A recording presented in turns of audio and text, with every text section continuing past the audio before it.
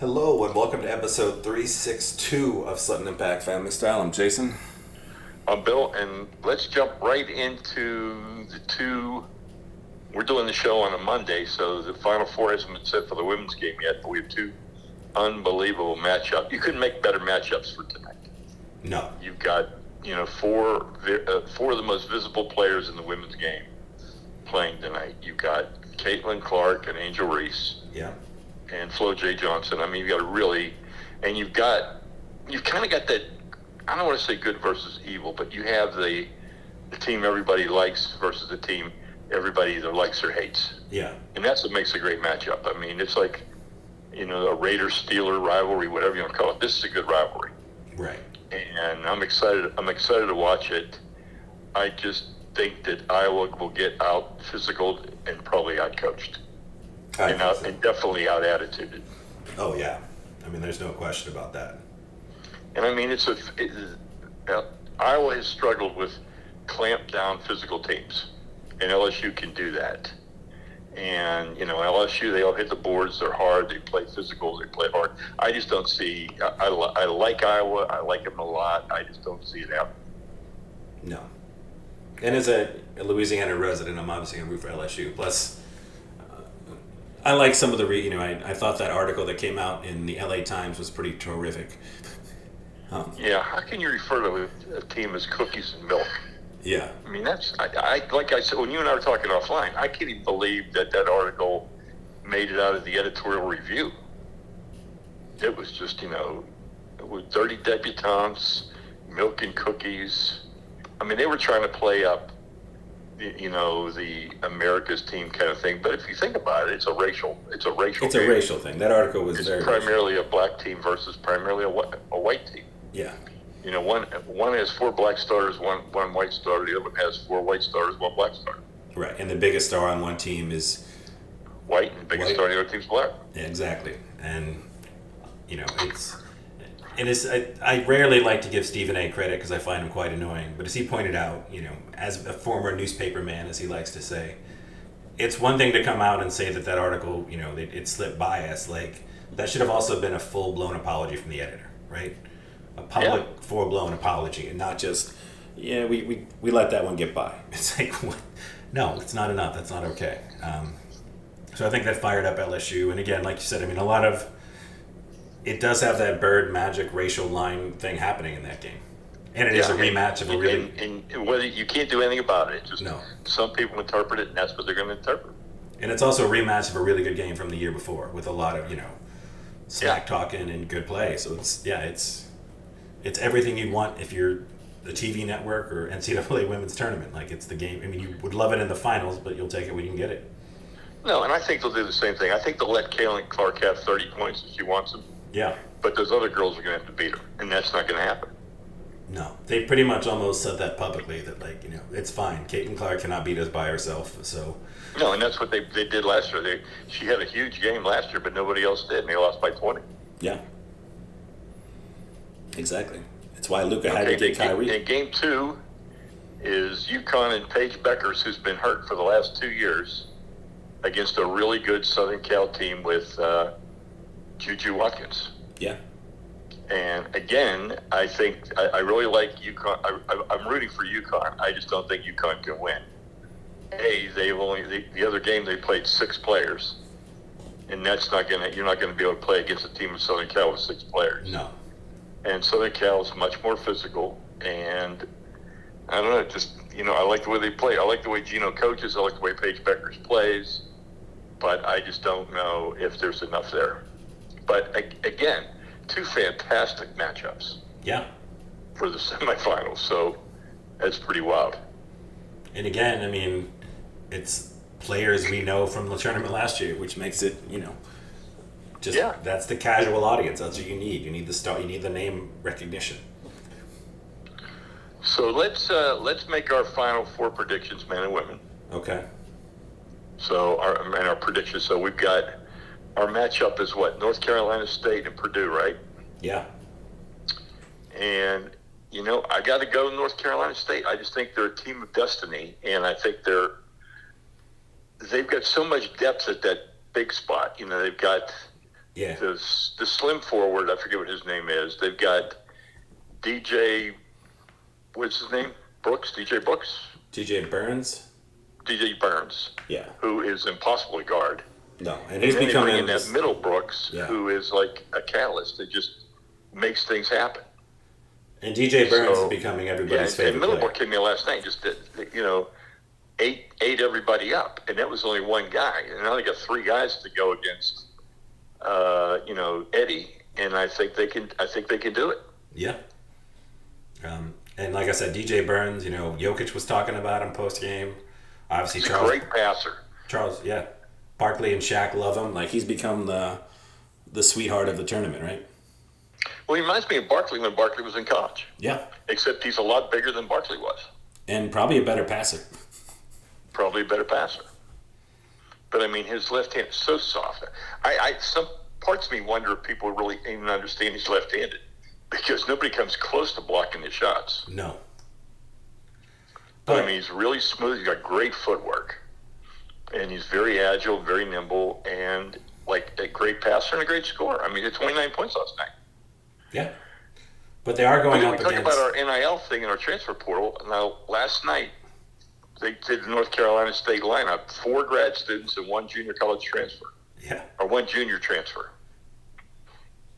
It's pretty crazy. But on the other side, Zach Edey, who's 30 years old, I think, at this point, right? Whatever. 7'4", and he's been balling out, right? He's been balling out, and it's the typical game, Jason. It's hard to like Goliath. It is. Nobody roots for Goliath, and he's Goliath. Yeah. And like I said, DJ Burns is everybody's sweetheart right now. So. Yep. And it is an odd matchup though, because you look at Burns, who you like to think he could have a game in the pros, but most people don't think Edey, who was a National Player of the Year and is now in the Final Four, has any real shot of being a good pro. And there's talk about maybe Burns' best path would be to become a tight end in the NFL. Yeah, maybe. Well, I really like that matchup. That's gonna be great. When we get UConn and Alabama, and I just think UConn has too much. I think so too. I think UConn is driven. I think they play really well together. I think they're confident, well coached. I just don't see them losing. So then I would see a UConn. I see a UConn North Carolina State matchup, and if that's the matchup, I think anything can happen. I hope anything can happen.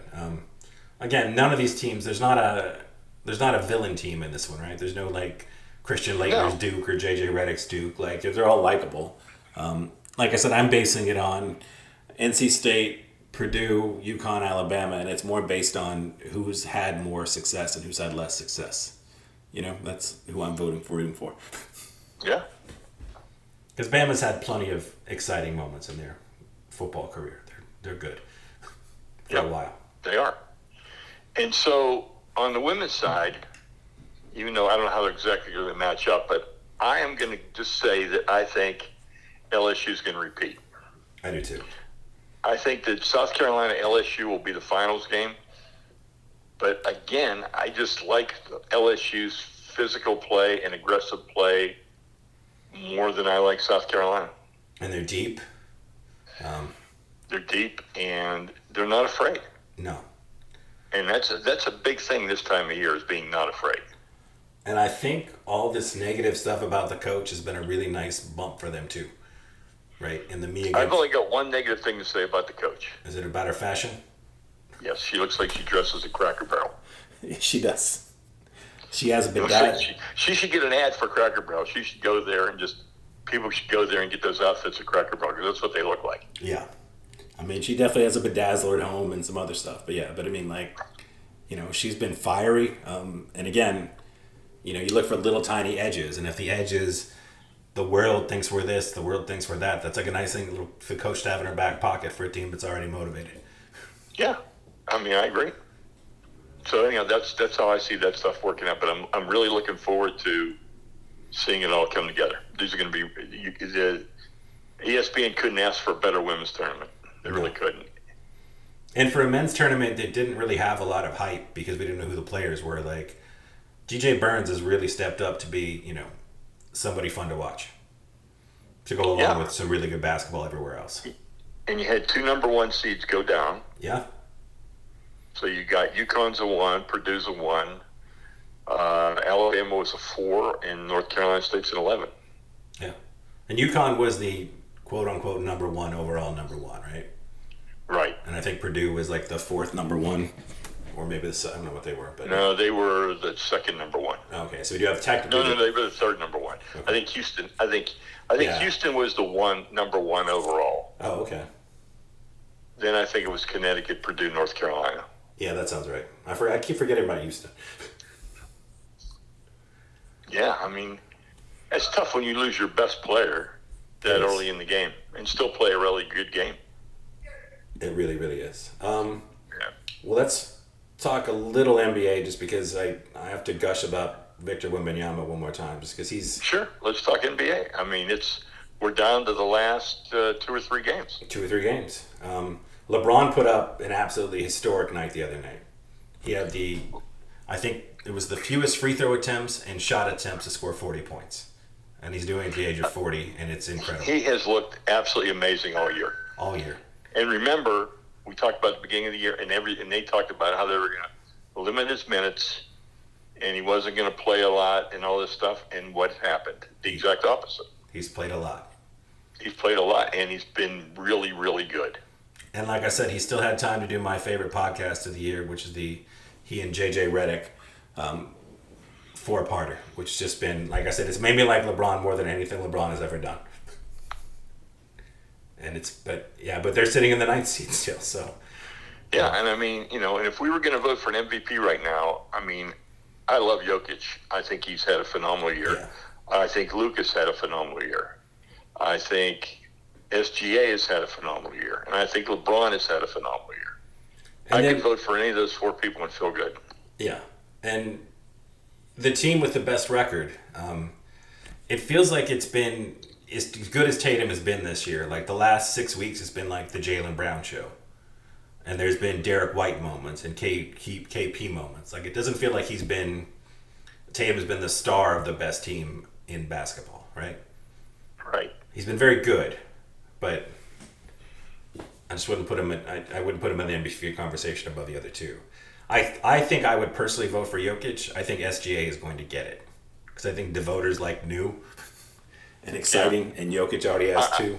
Jokic is just, when I watch the highlights every morning on ESPN, Incredible. and I see Jokic pass, it's like, now his passes are like Harlem Globetrotter passes. They're ridiculous. I mean, it's just tipping the ball or batting the ball and behind the back and between the legs.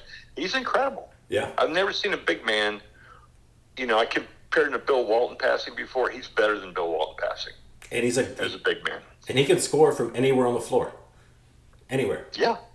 Like, it's absolutely insane. Yeah, but like I said, I'll gush a little more with Wembanyama. For the last 8 weeks, he's been putting up the points. He's shooting almost 40% from 3. He's hitting logo 3s. If his teammates could get him the ball where he wanted, he'd be averaging another 10 points a game, I think. And they're actually letting him play more than 20 minutes a game now. Yeah. Which is nice. And I mean, he's, he might be the real Slim Reaper, but I'm telling you, his footwork and his speed and his agility is really unparalleled. Yeah. He's obviously going to win Rookie of the Year. And in a runaway. And I think when you watch the games they play, besides the fact that he leads the league in blocks, there are so many times where you watch guys drive to the hoop, see that he's there, and just stop. Yeah. And I understand if you don't want to give a guy on a 20-win team, presumably they have 18 wins right now, I understand if you don't want to give him Defensive Player of the Year because you feel like, how good could your defense be if you won 20 games? But yeah, I mean, he alters the game. He alters the game. I mean, again, you watch NBA stars. I mean, you get a couple that want to dunk on Victor to get on SportsCenter, but they get in the lane and they're just done. They're like, I don't know what to do. I'm running away. Yeah, I mean, there's nobody that's ever been that size that's been that agile and quick. Nobody. And I mean, he can be in front of you, he can be behind you, he can be across the lane. He's still going to get you. And like I told you, I feel like, with somebody that's grown up playing video games, and even if I was making my own franchise just for, having fun, I've created goofy looking players that can do what Victor Wembanyama does. And I end up deleting them after 2 or 3 games because I'm like, this is just too unrealistic for a video game. And he's a real life person, which is Yeah. absolutely crazy. The play-ins are going to be really exciting, I think. Oh, yeah. And then I guess the only negative thing I've had about the NBA this week is Draymond Green got thrown out of the first 3 minutes of a game, and I can't help but wonder, and I don't know because, I'm not in Golden State, I'm not in KD's head, but if when the Draymond Green KD fiasco went down, and Draymond was like, we won without you, we'll win without you, which technically they did win without him in the beginning, and they did win another ring once he was gone. But if the Golden State Warriors had chosen KD over Draymond, if that was even an option, where they would be right now. Yeah. I just want, just out of curiosity, like if they had made that choice. Like I know as good as Draymond is on that team and what he does, but he's been a real detriment these last few years. And you could just see Steph's face because Shaq and Charles, like just pinpointed his face and it just looked like somebody that was completely just exasperated and just done, Yeah, I mean, it just seems like, that commercial that he does right now sums him up perfectly. It does. And I mean, he needs help. He does, because he has no because he doesn't apologize. There's no accountability, and it just time after time. And it's sad because Steph, you can just see he wants so bad. Like he knows how much he needs this guy on the court, but you just can't count on him. And it just looked like somebody you can't count on him at all. No. And the look on his face, and it annoys me because people talk about leadership, and it's like you can't lead somebody that doesn't want to be led. Like there's no leading Draymond Green, right? No. Like that should not be a knock on Steph's Hall of Fame career or anything else because Draymond was an asshole. Like that's just not how that works. But now let's get to something exciting. We have new NFL rules. Okay. Some good, some bad. Let's do the good ones first. Let's talk about kickoff. Well, but first I want to talk about something we've been talking about on our podcast for 6 years now. They're going to have extended replay booth help from above, which I think is fantastic. That should have been happening from the moment we had the technology to do so, but the fact that they're at least implementing it now makes me very happy. On top of that, we have the kickoff rule, which means I think everyone's going to line up really close to each other. You're not going to have people running down the field, smashing into it. So it almost becomes more like a run play, which we saw in the XFL and the USFL. If you kick it out of the end zone, you get the ball at the 30, which is really great field position. Yeah. If it bounces in the end zone, I think you only get it at the 20. So as long as it lands in the field of play initially. But they think, in the XFL, they had like 85, 90% kickoff returns. And it looks like the NFL wants to bring that back. And they want to bring it back. It's an exciting play, and you haven't had it in the NFL. No. And so, yeah, and if you think about it, I mean, the danger is the speed that somebody builds up when they're running down the field. Right. So if you're not letting them build up the speed because you've got them stationary and you've got them for, that they can't really build up the momentum, then it should do what it's supposed to do. Now, it should also breed a whole new approach to kicking the ball. Oh, yeah. Because you don't want to kick it out of the end zone. And so we have to see what you're going to, we've got to see what you're willing to do or not do, right? Yeah. How do you feel about the new onside kick rule, which I'm not a big fan of? Well, let's go ahead and lay it out. Essentially now you can only do it twice a game, and it has to be in the fourth quarter, correct? That's my understanding. I haven't followed this one, so I don't know this one. But the part that's annoying, and granted, you don't really ever get a surprise on kick per se, but you have to announce to the team and everybody in the stadium that you're going to do an onside kick.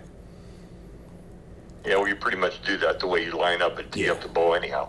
You do, but I mean, you used to have some of those where, like, they'd line up regular and the kicker would do that weird, like, dribble it in the middle of the field and, like, they'd kind of form, like, a wedge, and the kicker would try to, like, jump on it after 10 yards. It was kind of a sneaky one. Yep. But it's probably not that big a deal. Because, like I said, the onside kick is almost never successful. So... Very rarely. Very rarely. So that's a new rule, and that's pretty exciting. All the rules. And we're a month away from the draft. Yes, we are. And it's going to be an exciting draft. There's going to be some blockbuster trades and a lot of movement and a lot of quarterback hunting. So it's going to be fun watching how it all turns out. especially because Michael Penix just had a tremendous pro day, for whatever you think of pro days, with people listening. But he ran a 4.5 40. He jumped 38 inches, and everybody knows he's got an absolutely live arm. He comes on the fact that he is a 24-year-old prospect. He does have the red flag injuries, and they think him more of as like an upgrade over Tua, but only like if Tua's an A or a B, he's a B plus Tua. So we thinking he's day one or day two? I think, considering all the quarterback-hungry teams in this draft, I think he's topped. I don't think he'll be there when the Steelers pick. And the Steelers were at his pro day. That's our Steeler minute for the second, is that. So you think he'll go between 15 and 20? Yeah, I do. Okay. Interesting, because originally they had him pegged second day. Yeah. Well, I think J.J. McCarthy's ascension, whether that's real or false, but it does feel a lot like the Baker Mayfield thing, right? Right. And I mean, he does have a lot of things NFL owners probably like, right? He's a national champion. He's a winner. He has all the quote-unquote intangibles along with some pretty good, tangible things. He's got good size. He's got good speed. Yeah. He's got good arm strength. He's young. A good program. He's only 21. So, I mean, again, and that's something a lot of GMs love, where it's like we're getting him in early. There's still room to grow. Whereas Penix at 24, just like Kenny Pickett, it's like this is probably physically what he's going to be. So. And how old is Bo Nix? He's 24, 25 too, right? Yeah, he is. And where's he projected to go? They think he might slide into the first round as well. Because Minnesota, Denver definitely want quarterbacks, and they both desperately need a quarterback, unless you believe in Sam Darnold and whoever is in Denver currently, which I don't think anybody does, right? No, and Minnesota's got 2 picks. They got 2 picks because it looks like they're trying to trade up.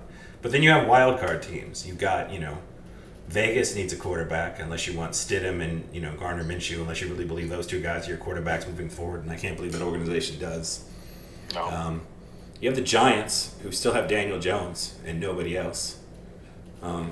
I think the biggest wild card of the first round might be the Cowboys, when you look at the Dak Prescott situation that we're going to get into after we finish our draft talk, which is the Cowboys have basically said it looks like Dak Prescott is going to be a free agent next year.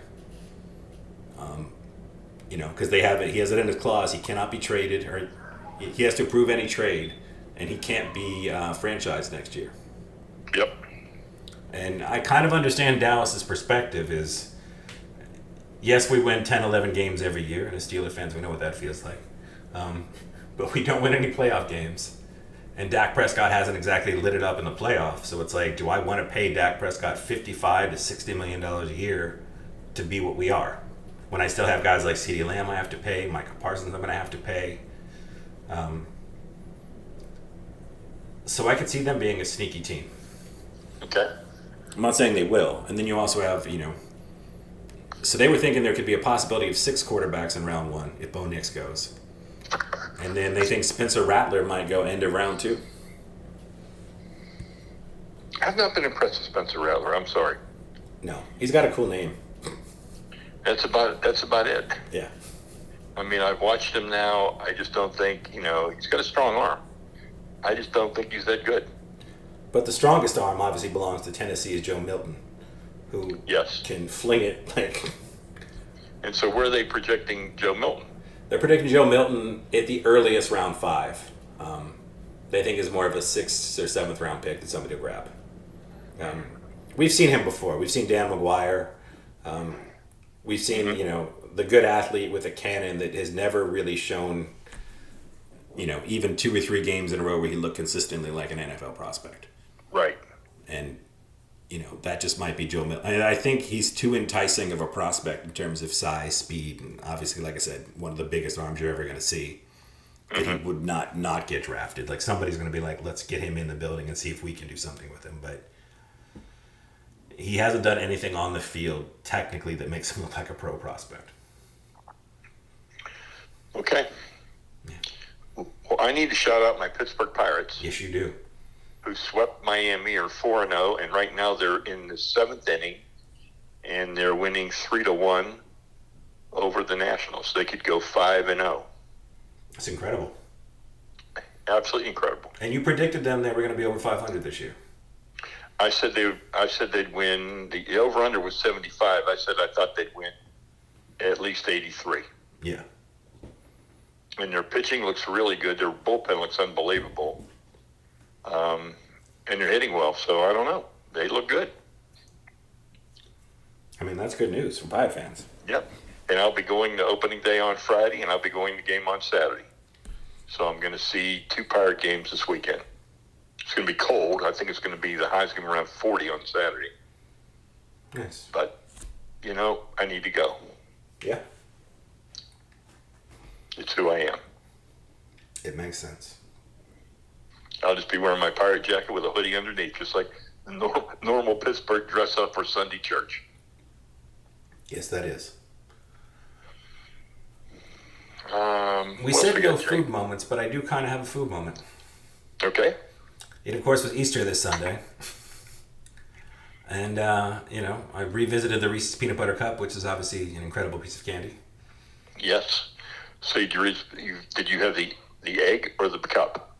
We had 2 versions of the egg. We had the egg, the traditional, sort of flat, I guess, egg shape. Yep. And then we had the one that's like the Cadbury egg, which I prefer. And the reason I prefer it is it's much thicker chocolate on the actual egg-shaped egg. Okay, I haven't seen that one yet. So you get more chocolate to peanut butter than the other one where you get more peanut butter to chocolate. Okay. So it's really a preference. I like when they put the dark chocolate peanut butter, but they haven't done that for a while. No, it's surprising because they seem to do everything else. But they're doing the caramel on the cup now. Yeah, and they have the white. They still have the white chocolate over dark chocolate, which makes no sense to me. No, none at all. And then I had my favorite candy, which is the Cadbury cream egg, which I know isn't everybody's favorite, but I absolutely love those. And I'm not sure if it's just that I get them once a year, but I absolutely love them. Well, I thought I was going to have a great food moment because Goldbelly had a huge munch sale, 50% off. Oh, wow.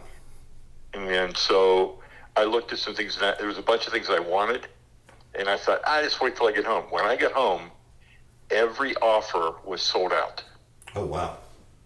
I've never seen that before, and there was at least 14 or 15 offers. There was my McLoon's Lobster Shack and my DeFero's Pizza. Oh, yeah. There was a bunch of stuff that I would buy, and it was like, and then Pat's cheesesteaks, and they were all, basically, the lobster roll place was $140 for 4, but it was on sale for $75 for 4. Oh, that's a good deal, yeah. I know, so I mean, it's incredible. But so I don't have a food moment because I got aced out. That's rough. It's very rough. Yep. And then my entertainment moment is I started watching Fargo season 5. We're on episode 5 right now. It has John Hamm and the blonde girlfriend from Ted Lasso, that I always forget her name, but she's like the main girl in it. Oh, the one with the real Cockney accent? With the real Cockney accent, but she has a real Minnesota accent or North Dakota in this one. So really? yeah, and I'll it's have good. to watch it just for that. That's pretty tough to do. I think they do a really good job on the Fargo TV shows of pulling off the Minnesota, because it seems like it goes between, they almost all end up between Minnesota and North Dakota, which is pretty similar in that, whatever accent you want to call it. But it's really entertaining so far. I'm excited to watch more tonight. Well, my entertainment continues to be Shogun. Love it. And let's see what else. We were watching Manhunt, but we haven't watched that for a couple weeks. I was letting a couple of those build up now. And we started The Man from Moscow last night on Showtime. Oh, okay. Which is one of Mom's favorite books, and a lot of people just love the books. It's been, really well acclaimed, and so it's an interesting story. I mean, so we watched the first episode last night. I don't know how I am on it. Mom loves it, so we'll see. Oh, and this will be my one new segment for today. This is my TV moment of shame. My wife enjoys the housewife shows, and she had the Jersey one on, and I got a little bit hooked on the story, I'm not going to lie. I'll just leave it at that. Okay. But it's not Jersey Shore, it's the Jersey Housewives. It's the Jersey Housewives, yeah, the Real Housewives of New Jersey. Mainly because the one guy seems a little bit like a serial killer, and Okay. well, he said in a they have it's obviously a show of just people from New Jersey and New York fighting, so it's almost like being in college again in Massachusetts, where we have a lot of that. But he told this woman, like her, I guess his brother-in-law, I wear your dead grandfather's pajamas to make your wife feel safe. And I thought that's one of the weirdest things I've ever heard of. That's pretty weird. That's pretty weird. And then he clarified because they asked him about it because of course it's pretty weird and they have to look. And he's like, well, I put on his pajamas once, and I was like, that's still really weird. That's still really weird. Like there's not I don't know what to do with that. And he's got like sort of that weird serial killer vibe going on, but. Well, I have a movie saved on my recorder now from 1975, I believe it was, or 73. It's Jack Nicholson in The Passenger. Okay. And I've never seen it, but it got amazing reviews. And I can't believe I was watching everything Jack Nicholson ever did, but I missed this one. And that's right. It had really good reviews, and so I'm gonna have to see it. And that's right around in between like Cuckoo's Nest and Five Easy Pieces. Five Easy Pieces, and yeah. Right in that range, yeah. And Last Detail and all those, yeah. Yeah. Huh, that's so really you have to check it out. Yeah. All right. Well, I think that's a pretty exciting show. A lot to talk about. Yeah. Enjoy the game. I'm going to enjoy the games tonight, and I'll look forward to our show next week to really be able to talk about the Final Four. Yeah. So till next week, have a good week. Have a good one. Bye.